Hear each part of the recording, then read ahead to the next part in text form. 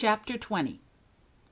Taylor O'Daniels stared in disbelief at the place where Albus had stood. He had just vanished. That wasn't supposed to happen at Hogwarts. How had it? Where was Albus? Taylor cautiously reached up and touched the heart. Nothing happened. He had to get help. Taylor dropped his things and left the room, leaving 2 yowling cats behind him. "Mrs. Figg!" he crawled out frantically. "Help!" Mrs. Figg was nowhere to be seen. Taylor raced down one hall and up another, looking for Mrs. Figg. He couldn't find her anywhere. Maybe he should be telling Professor Longbottom instead. Taylor shifted directions and headed towards Professor Longbottom's room. "Hey, O'Daniels! What do you think you're doing out at this hour?" Prefect Richards strode angrily towards Taylor. "Richards," said Taylor with relief, "I need your help. Albus is missing. He just vanished." "A likely story," accused Richards. "You're supposed to be doing detention tonight. So, did you and Potter skip out? Or did old lady Figg let you off easy because she's friends with Potter?" "That's not it at all," protested Taylor. "We were doing detention, and then Albus just vanished. I swear, I've been running all over looking for help." "Yeah, right," snorted Richards in disbelief. Richards aimed his wand at Taylor and shouted, "Petrificus totalis!" Taylor's arm snapped to his side and his legs sprang together. His whole body went rigid. He swayed where he stood and then toppled over on his back, stiff as a board. Taylor's jaws were jammed together. Only his eyes moved.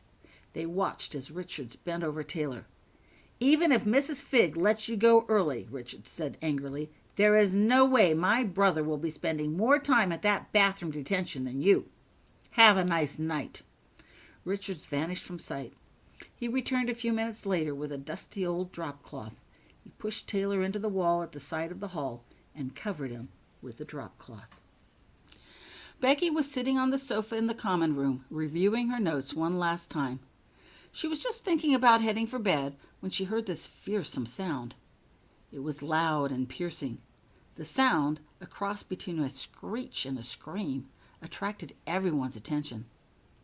All the students rushed to the girls' dorm side to learn the source of the sound. The source was easy to find. Sasha, the gray cat, was sitting on Holly's bed, yowling non-stop. Everyone stood around the bed and stared at the cat. Hesitantly, Becky stepped forward. She'd never seen Sasha like that. "Sasha, what's wrong?" asked Becky. Sasha stopped yowling. She looked at Becky with her big green eyes and let out a pitiful, plaintive cry. Becky reached out to touch Sasha, but the cat backed away. "Where's Holly?" she asked the cat, who let out another soft, mournful cry. Where indeed? Hadn't Holly already gone to bed? Yet the bed was empty. Becky bent down and touched the bed in the center. It was still warm. She straightened and turned around to the other students. "Anybody seen Holly?" she asked the group. They all shook their heads. "I thought she'd gone to bed," said Marcy. "I'm sure I saw her in here earlier." "Me too," agreed Becky. "So where is she?" Becky turned to Sasha. "We're going to find Holly," she said to the cat. "It's going to be okay." Sasha did not look comforted. She crouched tensely on the bed and continued to make soft, mournful cries while watching them. A search of the Hufflepuff dorm and the common room quickly revealed what everyone already knew. Holly was not there. The judge confirmed that Holly had gone in that night with Mark and Becky and had not left. "So where is she?" cried Becky, extremely worried. "The way Sasha won't move makes it look that Holly just vanished out of her bed." "But that's not possible," exclaimed Gwen. "You can't just apparate in or out of Hogwarts." Headmistress Minerva McGonagall had just turned out the light for bed when a knock came on her door. "Enter," she said, putting on her glasses and tartan dressing gown. Who could it be at this hour? The door opened and Erlinda Iverson stood at the entry. "Can I help you?" "I hope so," replied Erlinda. She stooped under the doorway while entering the room and shut the door behind her. "We seem to be missing a student." "Indeed," said Minerva curiously. "Who?" "Miss Wycliffe," said Erlinda. She then proceeded to describe how Miss Wycliffe had apparently gone to bed with her cat early that night, But later, the other students heard the cat yowling loudly, and Miss Wycliffe was nowhere to be found. Her bed was still warm when the cat started crying, Erlinda added. We searched the dorm, and the judge confirmed that Miss Wycliffe had not left. Could she have snuck out with some other students and the judge didn't notice? Unlikely, replied Erlinda. She's not that kind of girl, and she especially would not have left without her cat. True, agreed Minerva. But I went even further in the search, added Erlinda, operating on the theory that she was somehow there and we just didn't see her. I had the students search the whole dorm for anything new, odd, or unusual that could have been transfigured, and then sweep the floor in search of someone or something invisible. And? Well, we found what the students identify as Miss Wycliffe's nightgown, wadded up under a sofa in the common room, though we're not sure it's the one she wore to bed. And then we found this. Erlinda held out a wand and handed it to Minerva. It's Miss Wycliffe's. It was in the drawer in her bedstand where she usually puts it at night. Minerva examined the wand briefly and placed it on her desk. This was serious indeed. How could a nightgown move unseen from the bedroom to the common room? And no student would go out willingly without his or her wand. The alternate was that Miss Wycliffe had not left willingly. How was that possible without any witnesses? But there was one witness. You say the cat won't leave the bed? She asked. That's right. She won't let anyone touch her and just keeps crying mournfully, as if something terrible has happened. Well, we shall have to start there, said Minerva decisively. You wake Professor Lovegood and see if she can detect anything unusual about the bed or the dorm. We need also to look for secret passages or doors in the Hufflepuff house. Erlinda nodded. Minerva continued, I'll ask the house elves to start a castle search, on the off chance Miss Wycliffe actually did leave the dorms. I'll join you in the Hufflepuff house shortly. Very well, Erlinda said and left the room. Minerva sat down at the desk and wrote a quick note. She handed it to the tiny owl sleeping on the perch next to the desk. Take this to the kitchen and give it to one of the house elves, she commanded. Then come right back here because I'll have another message for you to take. The owl shook its wings briefly and took off in flight. Minerva sat down and wrote another note and rolled it up in readiness for the owl. Then she dressed and waited for the return of the owl. In a few minutes the owl fluttered back. Minerva handed the owl a treat and then wrapped a new message around its leg. Take this to number 12, Grimmauld Place, she said. This is an emergency, so get there as soon as possible. Use the thermal drafts. She opened the window in her room, and the owl flew out. Then Minerva headed down the stairs to the Hufflepuff house. Harry Potter was in bed asleep when he was awakened by a knock and a thump at the window. Sleepily, he got up and staggered over to the window. He opened the window, letting in a gust of cold air and a tiny owl. Harry made his way back to the bed and grabbed his wand. Lumos, he said softly. The wand gave off a soft glow.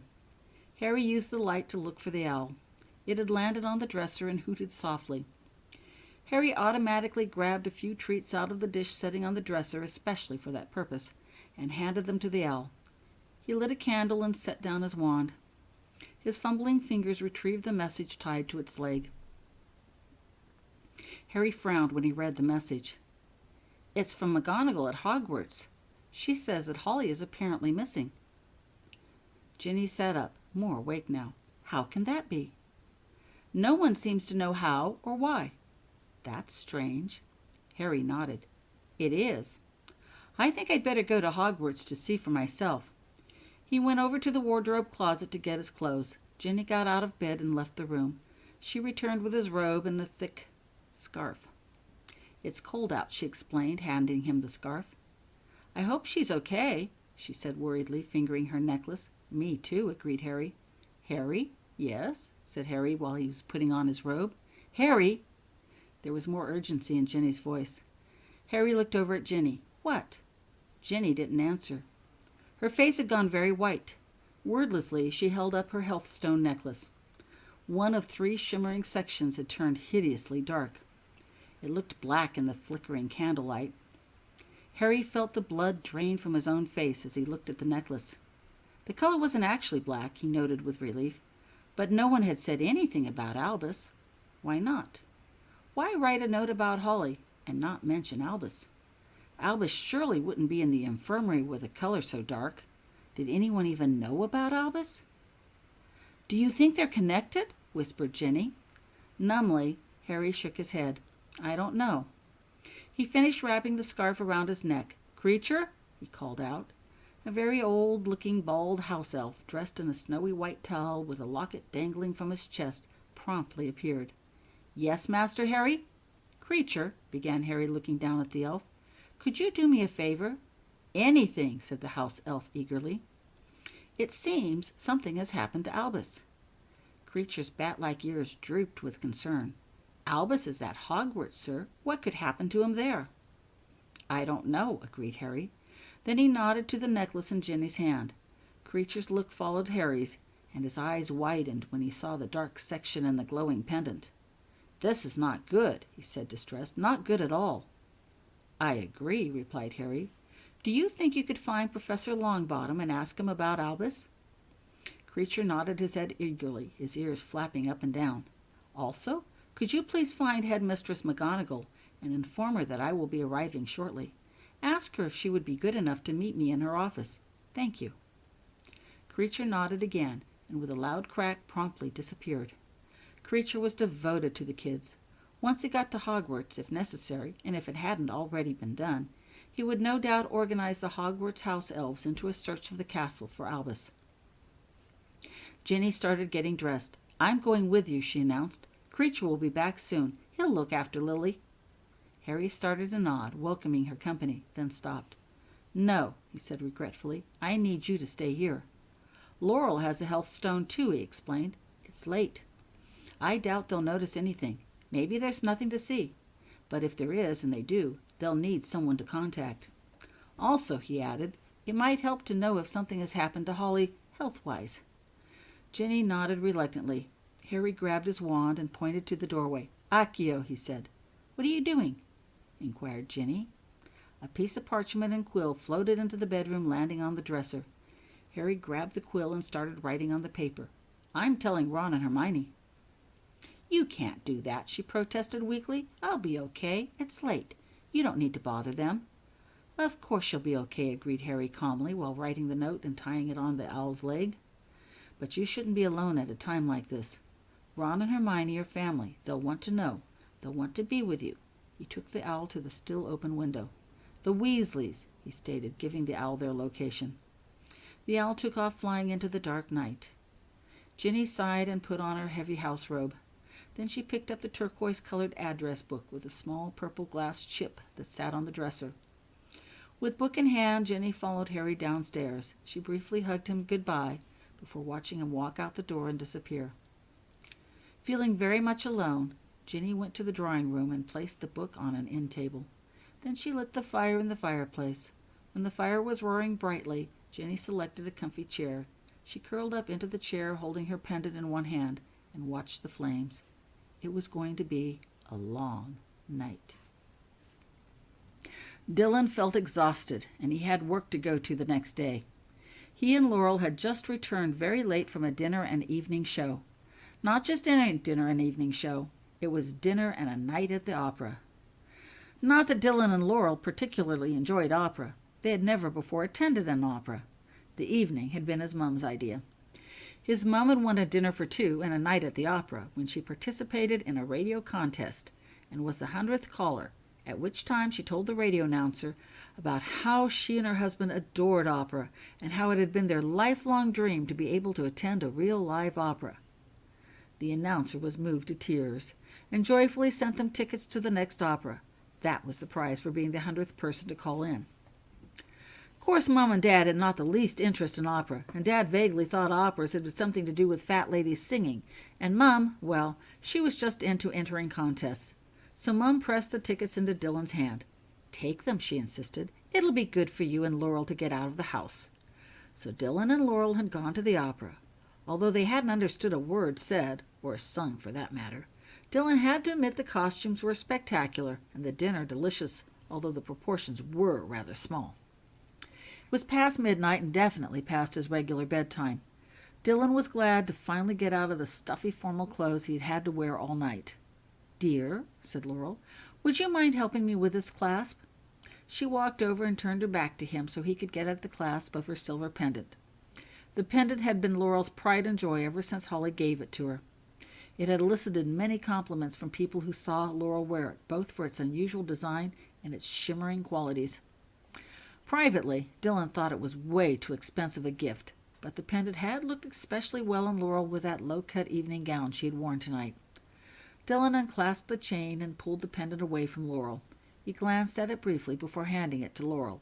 "That's odd," he commented. "What?" asked Laurel as she closed her hand over the pendant and chain and then dropped them back into its box. "I didn't think it would tarnish like that." "What would?" "Your necklace," explained Dylan. "It looked great all evening, and now—" Laurel dug the chain back out of the box and examined the pendant. "See," said Dylan, looking at the pendant over her shoulder. "It's all dark now."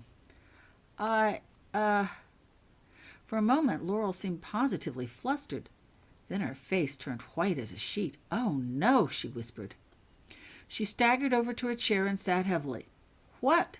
asked Dylan, worried. He'd never seen Laurel this way before. "What is it?" For a long time, Laurel didn't answer. She just stared at the pendant. Dylan stared at the pendant, too, not knowing why he was looking at it. Finally, in a very soft whisper, Laurel spoke. For the first time, Dylan heard the word healthstone and learned all about the true nature of Holly's gift. The darkened pendant took on new meaning for him, cold and sinister. He should have never let Holly go off to that Hogwarts. No good had ever come of that school. It had been bad for Harry, and it was bad for Holly. He should have never let her return after Christmas.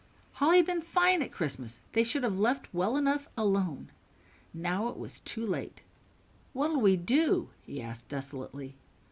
Laurel thought for a moment. Then she went over to the dresser and pulled out a turquoise address book.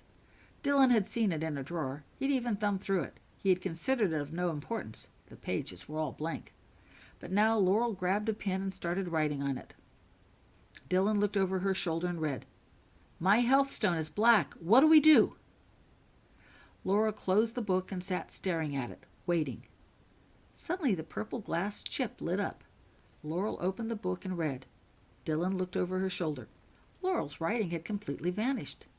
Instead, there was a response to her question in a completely different handwriting.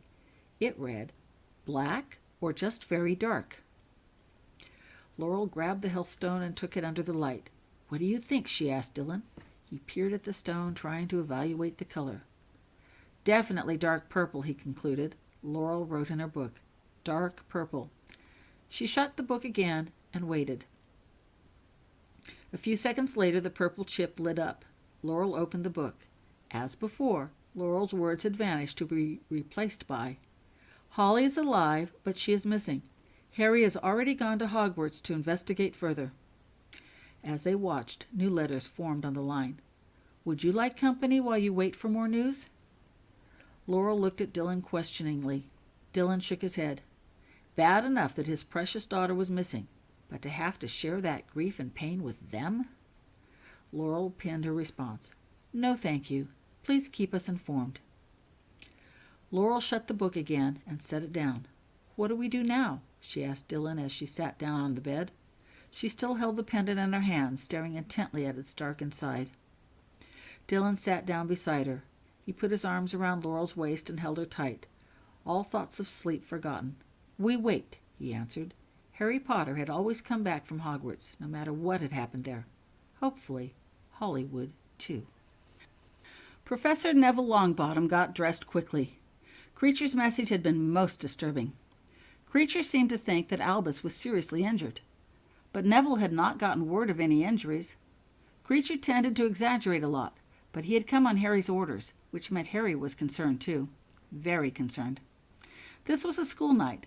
Albus had been in class all day, had detention in the evening and class afterwards. When had he had time to get injured? Neville looked at the clock. It was past midnight. Albus should be in astronomy by now. Neville would check there first. Maybe something had happened there. Neville made his way to the grassy area where Professor Ferenz taught his astronomy class. The stars twinkled brightly overhead, making it a beautiful night. Neville could hear Professor Forenz's clear, calm voice lecturing on the importance of the changing sky. The students all gathered around him while seated on puffy pillows snuggling under warm blankets. Neville stood by the side of the students and waited to be recognized. Professor Ferenz hated to be interrupted. Neville looked through the group for Albus and did not see him, but in the dark Neville couldn't be sure. Presently Professor Ferenz came to an end of his concept. He looked over at Neville and said, "May I help you?" "Excuse me, Professor Ferenz," began Neville politely, "but I need to see Mr. Potter. Is he here?" "I was given to understand that both he and Mr. O'Daniels are serving detention and couldn't make class." Neville could tell Professor Ferenz was annoyed. Professor Ferenz, like most instructors, himself included, believed his class was too important to be missed, and certainly not due to detention. "The stars do not bode well for him tonight," Professor Ferenz added. Neville nodded. "May I speak to Miss Weasley for a moment?"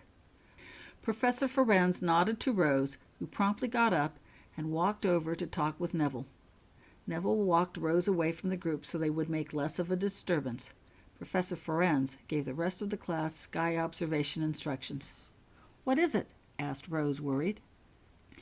"When was the last time you saw Albus?" Neville asked her.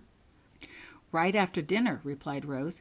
"He and Taylor gave me their books and things for class tonight so they wouldn't have to fetch them later. Then they went off to detention. Why? Is anything wrong?" "So they didn't come to class?" "No, sir. When they didn't show, I assumed they were still in detention." "Aren't they in detention?" "Most likely," assured Neville, "but I thought I would check here first. There's probably nothing to worry about. You get on back to class." Neville left the astronomy class and walked swiftly back to the castle. Mrs. Figg had assured him that the boys would be finished in time for class. That they apparently hadn't was unexpected. They could have run into all sorts of unanticipated difficulties. Maybe a trophy case had fallen on them. Neville ran into Mrs. Figg in the corridor on the way to the trophy room. "Are the boys still in detention?" he asked her worriedly. "Of course not," exclaimed Mrs. Figg. "I told you they'd be done before then." "Yes, you did," agreed Neville. "But did you see them leave?" "No," admitted Mrs. Figg. "But when I checked the trophy room, it was empty. The room looks pretty well cleaned, but the cleaning supplies are still scattered about. I figured they were running late and rushed out as soon as they got the basics finished.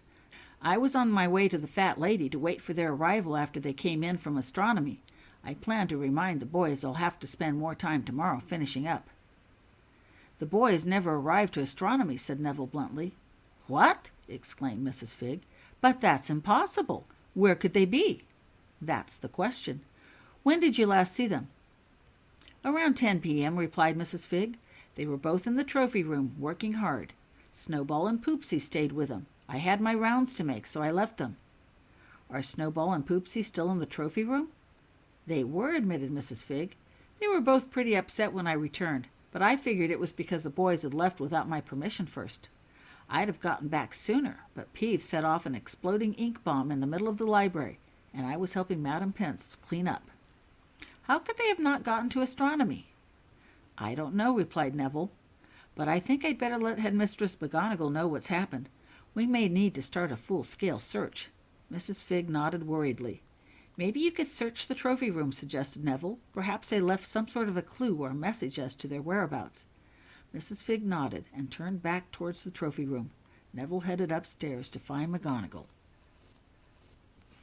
Headmistress McGonagall and Professor Lovegood were in the office waiting when Harry Potter arrived. "Hello, McGonagall," greeted Harry warmly, shaking hands. "Potter," replied Headmistress McGonagall. "Hello, Luna." Professor Lovegood nodded at Harry's greeting. "Harry," she said. She was wearing a purple satin robe with glowing yellow eyes sewn around the edges. The eyes on the robe blinked randomly. 3 pale pink and blue butterfly clips pulled back her blonde hair. Luna's oversized colored green and tinted glasses with the chartreuse frame made her eyes look even bigger. One of the butterflies fluttered off her hair and landed on the eyeglass frame, tipping it to one side. "So," Harry began, "what have you learned?" "Not much," replied Headmistress McGonagall. "It's all very odd," said Luna. She straightened her glasses and brushed the butterfly back onto her hair, and then looked at Harry. "I would think Miss Wycliffe had been kidnapped by Ringlesplints." except they always leave a track of aqua glitter, and there is none on the cat. Harry looked at McGonagall for further explanation. It's like she never left, but she isn't there, continued McGonagall. There's no sign of a struggle, no sign of any recent magic use of any kind. All the students swear she was there earlier, and no one saw her leave. The bed was still warm. And the cat? What about the cat? Asked Harry. The cat looks devastated, explained Luna. I've never seen anything so pitiful. She won't leave the bed at all, and does nothing but cry mournfully. Maybe Miss Wycliffe has turned into a fairy wraith. They always make people so sad when they pass. That could explain the cat. We've done a castle search, too, added McGonagall, and didn't find a thing. I haven't the slightest idea what to try next. A soft knock sounded, and the door opened. Neville entered the office. Oh, good, he said, relieved when he saw Headmistress McGonagall. You're already up. Harry, he added, turning to Harry, I don't know what's happened. I can't find him anywhere. Harry nodded. That was almost to be expected. We're going to have to do a proper search, continued Neville. Him, said McGonagall sharply. About whom are you talking? Albus Potter, said Neville. Isn't that why you're all here? I got a message something was wrong with him. Ginny's health stone went dark, said Harry to the group by way of explanation. She checked after we got word about Holly. No, whispered Luna. The lenses in her chartreuse-framed glasses seemed to shimmer and turn pale blue. Two of the butterfly clips flew up and around, landing in new locations on her head, pulling her hair back in a different position. 2 students missing? Said McGonagall wonderingly. What is going on? Miss Wycliffe is also missing, explained Luna, noting Neville's confused look. Do you think the 2 could be connected? I don't think you've got your numbers right, corrected Neville. It isn't 2 students, but 3.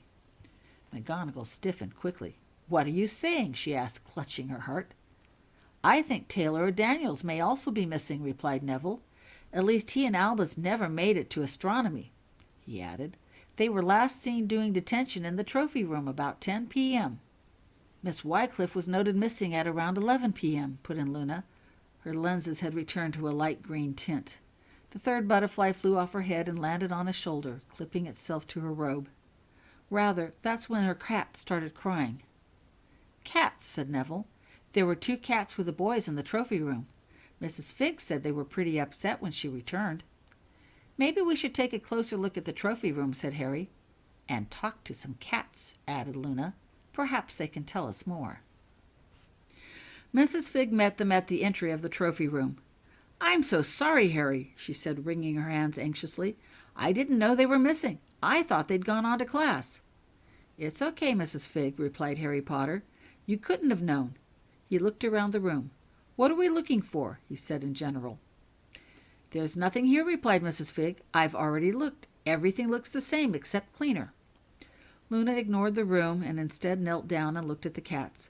Her glasses made her eyes look big and imposing. Both cats were yowling and pacing anxiously. Hello, Snowball and Poopsie, she said conversationally. Did you see what happened to the boys? The cats stopped pacing but continued to yowl softly. Luna removed her glasses and tucked them away in her robe. Her silvery eyes stared intently at the cats. Have you seen any wrinkle splints? The cats continued to yowl. Why don't we try retracing their steps, suggested Neville, walking around the room. What were they supposed to do, exactly? He asked Mrs. Figg. They were supposed to clean all the display cases and the items within, replied Mrs. Figg. O'Daniels was cleaning the cases and Potter worked on the trophies. They started over at this display case, said Mrs. Figg, walking over to one of the cases. You can see it's been cleaned. Everyone but Luna looked at the case. Yes, they agreed, it looked sparkling clean. Do you know where Albus is? Asked Luna, still looking at the cats. Her butterflies had rearranged themselves on her head again. The cats continued to yowl and started pacing again. Did any Farron wraiths float by? The cats stopped pacing but continued to yowl.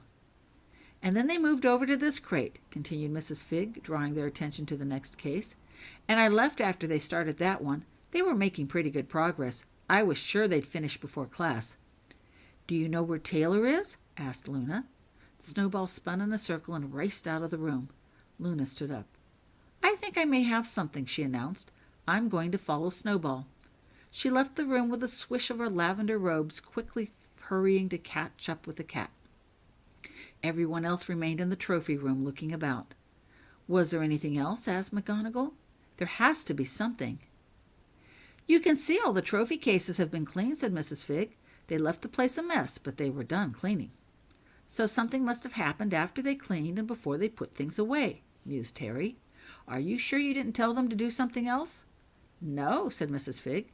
The cases were plenty to do, and when they were finished, I told them to— Oh, yes, the walls. I asked them to clean the walls off, too. You know, get the dust and cobwebs off. Everyone's gaze moved over to the walls.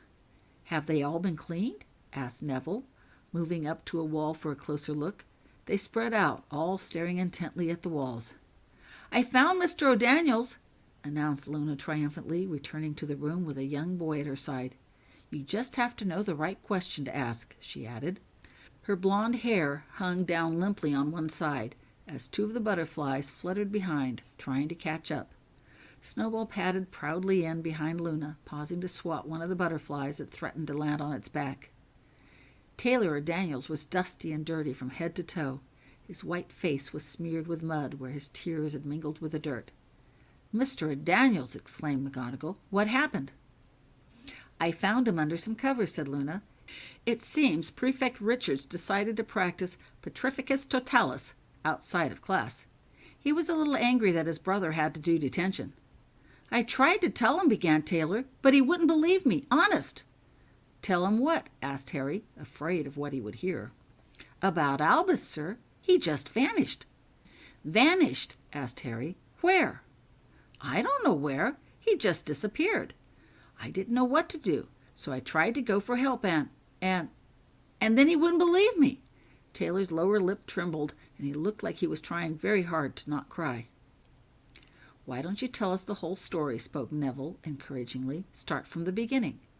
We were sweeping the walls, sir, Taylor began, speaking directly to Harry, and I found this plaque with your name on it.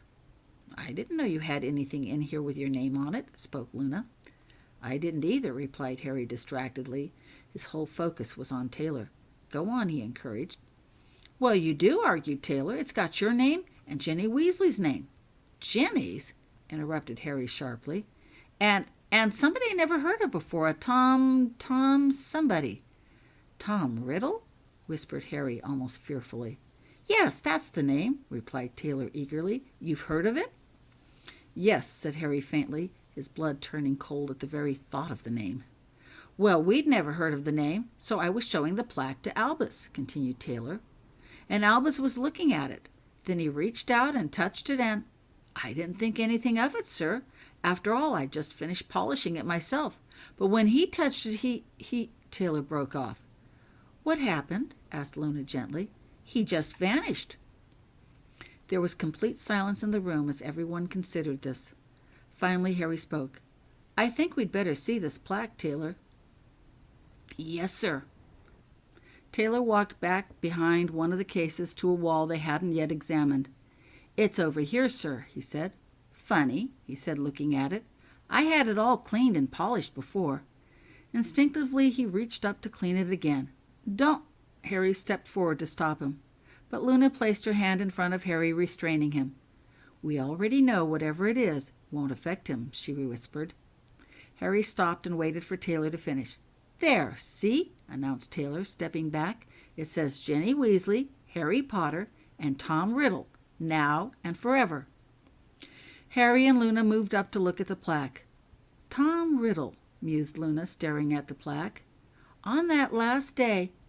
Didn't you use that name when you confronted Lord— Yeah, cut in Harry briefly. He, too, was staring at the plaque. His green eyes glowed weirdly in the polished reflection. I never thought he used that name, came Neville's voice from behind him. He did, once, said Harry, distracted, during my second year. He reached up to touch the plaque. Luna's wand swung up and sharply struck Harry's hand away from the plaque. Don't touch it, she commanded sharply. It's cursed. The pain seemed to wake Harry from his trance. He stepped away from the plaque, but continued to stare at it. You hardly knew Ginny existed your second year, continued Luna, and Ginny, she was so tongue-tied she barely said 2 words for you that whole year. Headmistress McGonagall moved up and looked at the plaque, carefully not touching it. "Thank you very much, Mr. Daniels. You've been very helpful," she said, while still staring at the plaque. "It's very late. I think you should be getting to bed," she added, dismissing him. "But what about Albus?" asked Taylor anxiously. "We'll take care of things now," assured the headmistress. "And, while I am sure James Potter and Miss Weasley will be interested to know what has happened this night, and perhaps should be told," she glanced at Harry for confirmation. He nodded his agreement. "There is no reason to alarm the other students, so I would ask you to please not mention any of this to the rest of them." "Yes, ma'am," said Taylor, and he reluctantly turned to leave. "Petrificus totalis can be really exhausting on the muscles," commented Neville, as he moved up looking at the plaque briefly over Harry's shoulder. "Mrs. Figg, would you be so kind as to escort Mr. Daniels up to the infirmary for a muscle tonic before seeing he gets safely back to the dorms?" "Of course," said Mrs. Figg, anxious to do whatever she could to offset her earlier mistake. Taylor then left the room with Mrs. Figg. The two cats trailed after them. "Well," said Luna as soon as the two were gone. Her voice suddenly became very businesslike. "It is certainly a cursed trap of some sort, and a rather strong one at that," she added, abruptly striking Harry's hand away from it a second time. Harry looked at his hand in surprise and then at Luna. "Sorry," he said apologetically. "I can't seem to stop myself." "But who would do something like this?" questioned McGonagall, "and to target someone like young Potter?" "Judging by the look of things," speculated Luna, striking Harry's hand away a third time, "I'm not so sure it targeted Albus, as it was his bad luck to be caught by it first. Neville," she added calmly, noting how Harry's hand had already begun to snake out again, "perhaps you should keep Harry out of reach of the plaque while we discuss things." "Right," agreed Neville, physically pulling Harry out of reach of the plaque. "Perhaps I should touch it," argued Harry, still staring at the silver heart. "Then I would find out where Albus is." "Wrong," stated McGonagall firmly. "Then you would be missing too. A trap this strong on the outside is likely to be stronger still on the inside. There would be no guarantee you could get yourself or Albus out afterwards, even if you found him." "I'm willing to risk it," said Harry. "It's better than standing here and doing nothing." "Fortunately, that is not your decision to make, Potter," said McGonagall. "I'm not going to let you or anyone else trip this trap again and vanish." "But I think someone else has tripped this trap," commented Luna. "You can't mean Miss Wycliffe," stated McGonagall in disbelief. Luna nodded. "But she was nowhere near the trophy room," McGonagall protested. "True," agreed Luna. "But perhaps, once activated, this curse was powerful enough to draw both children, somehow. There are certain similarities that cannot be discounted. Two students vanishing within an hour of each other. Both of them Potters by blood. Both," she pointed at the polished plaque which still showed Harry's eyes weirdly glowing on its surface, even though Harry was nowhere near the plaque, "with very green eyes." "No," whispered Harry in horror, the lure of the plaque forgotten. "What have I done? I promised him it would be safe, that there were no more problems with Lord Voldemort, that Hogwarts would be the best place for his little girl, that we would take care of her. And now this." "It's got to be destroyed," said McGonagall. "We can't do that." Harry buried his face in his hands. "What'll happen to the children if we destroy it?" "Hopefully they'll turn up afterward," said McGonagall. "I don't like this any better than you do, Potter," she continued, "but this is far too dangerous to let remain unattended. We cannot risk more lives." "No," argued Harry, lifting his face from his hands. "Riddle was only after me. There is no risk to the other students. Maybe Ginny. Maybe she can be made to remember.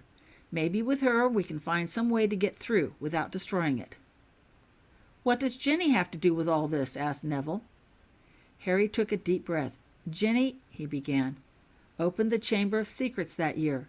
She didn't mean to," continued Harry quickly. "She was bewitched by a cursed diary that Tom Riddle created 50 years earlier."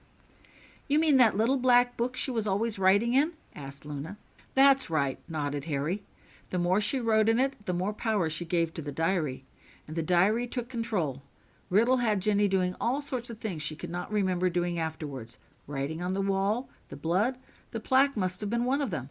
Ginny's always said she could never remember what all she did for Riddle, but maybe there is a way to get her to remember. There must be a way." "Very well," said McGonagall reluctantly. We'll put off destroying it for now. You get Mrs. Potter here and see if she can remember anything. In the meantime, I'll cast some repellent spells to ensure no one comes near this room, including you, Potter." Harry nodded. He left the room to go find an owl. He hoped Jenny would be able to remember something, but he doubted it. Tom Riddle was too skilled. Harry could not let the plaque get destroyed without first trying to rescue the children. If need be, he was sure Creature could find a way into the room for him. Luna and Neville caught up with Harry Potter as he walked. "I wonder if I could transfigure my eyes so that they would be green instead of silver," speculated Luna as they walked. "And the way you kept on trying to touch it. Maybe touching it is the way it gets the right person. We could turn a lock of your hair into a finger, so the touch would be correct," added Neville, "whereas one person would only trip the trap. Maybe 3 together could find a way back out," finished Luna. Harry looked at both his friends and felt choked with emotion. "Thanks," he said gruffly. "I may take you up on that." Luna and Neville continued to keep pace with Harry as they walked. They went downstairs and out the door to the owlry. "When are you going?" inquired Luna when they entered the owlry. Harry looked up. "What?" He considered lying as they waited for an answer, but they knew him too well. "As soon as I send an owl to Jenny," he admitted. "You don't think Jenny will remember anything?" asked Neville. "No, we've already tried," replied Harry. "She was always afraid she'd done more things than we knew." He scribbled a quick note and picked out a snowy owl to deliver it. "Waiting for Jenny will only buy me some time to get in there." He held the owl up. "Take this to number 12 Grimold Place," he commanded to the owl. The owl spread its huge wings out and took off into the night. "That doesn't leave us much time," commented Luna. "Maybe we can just hold hands and we'll all vanish together," suggested Neville as they walked back to the castle. "That won't work," replied Luna. "Miss Wycliffe was on her bed at the time she vanished. Her cat remained behind. They were surely touching." "Let me see your eyes for a minute," she said, pulling Harry to a stop. She stared intently into his eyes and then turned to Neville. Waving her wand, she said more fiducious verde. She stared intently into the now green eyes of Neville. Satisfied, Luna turned the wand on herself. In a few seconds her silvery eyes also turned green. "Now for some hair." Luna reached over and grabbed a handful of Harry's hair from the back of his head. "Ow!" protested Harry. "Don't pull so hard." "Hold steady," commanded Neville. He pointed his wand between Luna's hand and Harry's head. "Ilium prunella," he said. After a few sparks, the handful of hair broke away from Harry's head, leaving the faint odor of singed hair behind. Neville smiled at the results. "Works well for trimming vines, too," he commented. The hair was carefully divided into 2 parts. One part was balanced onto Neville's forefinger. Harry watched while Luna used her wand to cause the black hair to curl around Neville's fingertips like a glove, eventually changing to flesh color, blending in with a regular finger. "Where do you learn this stuff?" asked Harry, impressed. "One has to keep one step ahead of the students," replied Luna serenely, working with the hair on her own finger. "It also helps if you keep vannets for pets," she added. "They like a different coat every time the weather changes." Neville rolled his eyes behind her back and shook his head in disbelief. "How are we getting into the room?" Luna asked when she had finished wrapping the hair onto her finger. "Creature?" "Yeah," agreed Harry. "I'd better call him. Creature!" he shouted. With a loud crack, the small elderly elf suddenly appeared. He couldn't have been far away. "Did you find him, Master Harry?" he asked anxiously. "We house elves searched everywhere and couldn't find a thing. Did you also know Miss Holly was missing too? They haven't been able to find her either." "Yes, Creature, we know," replied Harry quietly, "but we think we may know where they are." "You do?" said Creature excitedly. His ears went up. "Where?" "In the trophy room." "They're not there, Master Harry. We already looked," replied Creature, downcast. "I know," said Harry, "but we believe the key to finding them is in the trophy room. Do you think you could transport all 3 of us inside the trophy room?" Creature nodded eagerly. "Careful, though. There may be some repulsion spells in place." "Creature knows how to avoid such spells," said Creature confidently. "Hang on." He held out his arms. Obediently, Luna, Neville, and Harry grabbed a hold of Creature's arms. And Harry felt the familiar sensations of being pressed hard in all directions, being squeezed ever smaller and smaller, sensations that came with apparating. A few seconds later, he was standing with the others in the trophy room. The trophies gleamed and sparkled in their cases. The room was ominously quiet. "Thank you, creature," said Harry. "Jenny will be arriving shortly. Could you be on the lookout for her? Let her know we are here." "Yes, sir, Master Harry."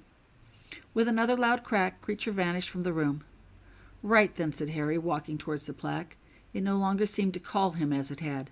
"Best get on with it. Wands out?"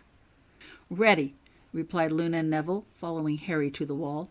Their wands were extended in one hand, and each held out a finger as they reached towards the wall. "Potter, I forbid you from touching that plaque." All three froze. The voice had come from Headmistress McGonagall. Harry glanced around. He saw McGonagall standing in a corner of the room. "How did you know?" he asked. "There is no repelling spell strong enough to keep you out of a place you wish to be, Potter," began McGonagall. "And if there was a way to make Mrs. Potter remember events in her first year, you would have already found it by now." She moved forward. "It's still cursed," she reminded Harry. "It's too dangerous. You don't know what will happen." "I have to try," insisted Harry. "As long as there is a chance they're alive, I have to try. You're not my professor now," he added. "This is a risk I freely take." "And you too?" said McGonagall, addressing her words to Neville and Luna. "You are both in my employ. If I forbid you to participate in this foolish and dangerous activity—" Luna looked at McGonagall with her huge, now green eyes. "Dumbledore's army," she said simply. "Harry has a better chance of success if we manage to go with him," added Neville. Harry returned his attention to the plaque. He could see his eyes glowing weirdly in it now. Next to them were two other sets of weirdly glowing green eyes. "On the count of 3, he said, reaching out with his finger, clutching his wand tightly with his other hand. 1, 2,